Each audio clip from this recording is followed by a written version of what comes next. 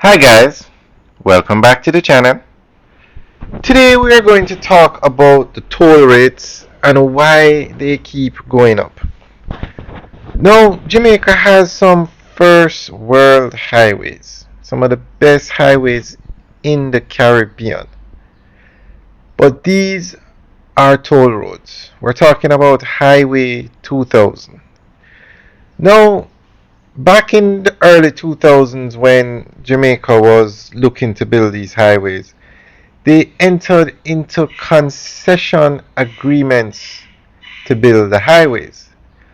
So let's take, for example, Highway 2000 East West Leg, which is a highway we're driving on now. As you can see, very nice road. First world quality roads. So the way it worked at the beginning, because remember, Jamaica never had highways like this. Nobody knew if people would pay money to use these roads. Nobody knew what would happen. This was basically a new frontier for Jamaica. The government entered into concession agreements where a foreign company, because they had the expertise, etc., to build these roads, came in, built the road, and paid for it. The foreign company paid for it, the construction of the road. This is Highway 2000 East West Leg, Highway 2000 North South Leg. So the government said, okay, you pay to build the road and we will give you a concession where you collect toll on the road for a specific period of time. This road that we're on, the period is 35 years, and the highway to Ocho Rios, the north-south leg, the concession period is 50 years. So the company, in this case, Trans Jamaica Highway, can collect the toll to pay for the construction of the road, also the maintenance of the road, etc. Because if you notice, these roads do not have potholes. They're built to a much higher standard. So in the agreement, it says every year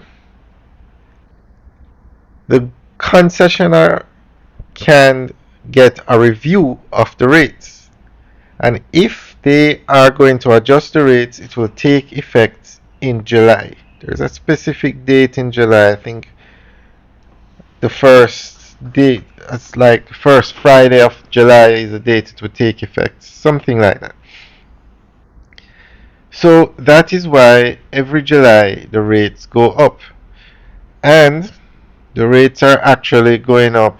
I think it's July 6th, the new rates will take effect. So that's why the rates keep going up, because the agreement states they can get a review and increase the rates if they need to by every year. Now, this concession agreement also has other stipulations. One, they can extend the concession period by another 35 years if they need to, because remember, they need to recoup the money for the road. And two, if there is a revenue shortfall, the government of Jamaica has to step in and pay the difference. So let's say something should happen and nobody uses the toll road.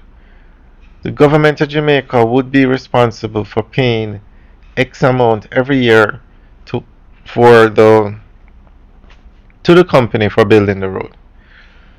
So that is another reason why the toll rates go up, because the government doesn't want to have to trigger that and they pay it. Alright guys, thanks for taking a tour with us today. Remember to like, share and subscribe, and leave your comments in the section below. We are actually going to go through an article that gives more information on the latest rate increase. This is actually one of the toll plazas on the highway. Alright guys, thanks for taking the tour. Remember to like, share and subscribe. And remember, we're going to go through an article that gives more information on the specific increases. Alright guys, have a good day. Science, energy, telecommunications, and transport. Vaz says the proposed new toll rates for the east-west segment of Highway 2000, which are slated to take effect on July 6th, are necessary to ensure sustainability of the road. Minister Vaz said the toll road is a vital component of Jamaica's infrastructure landscape and a cornerstone project under a public-private partnership, PPP, between the government of Jamaica and private investors. This concession agreement was signed in 2001. The adjustment in toll rates are part of an annual review process mandated by the Concession Agreement between the Government of Jamaica and Trans-Jamaica Highway. These reviews are based on several economic factors, primarily influenced by United States, Consumer Price Index, and exchange rate fluctuations, he said. Minister Vaz indicated that the proposed new toll rates are below the maximum allowable increases possible under the concession agreement. These adjustments are necessary to ensure the sustainability of the infrastructure investment by our private partners. The tariff adjustments are carefully calculated within the parameters set forth within the concession agreement, he noted. The Portmore corridor, which is the highest traversed leg of the highway, saw the least increase. The proposed new rates at the Portmore, Spanish Town, Vineyards, and Maypen toll plazas are as follows. Class 1 motorists using the Portmore toll plaza in St. Catherine will pay $360 up from $340, representing a 5.88% increase. Class 2 moves from $610 to $660, an increase of 8.20%. The Class 3 rate moves to $1,090 up from $1,020, representing a 6.86% increase. Motorists using the T-tag will be able to benefit from discounted rates. These include a 10% discount for frequent users after the 10th passage for the week through the toll plaza. Additionally, there is a promotional 50% discount on T-tag purchases from July 6th until September 30th as the government seeks to encourage cashless operations. The remaining new proposed rates, as outlined by the ministry, are the Spanish Town Toll Plaza. Class 1 category is now $270, up from $255, while the T-tag discount will be $260. In the Class 2 category, motorists will pay $470, up from $430, with the new T-tag rate being $440.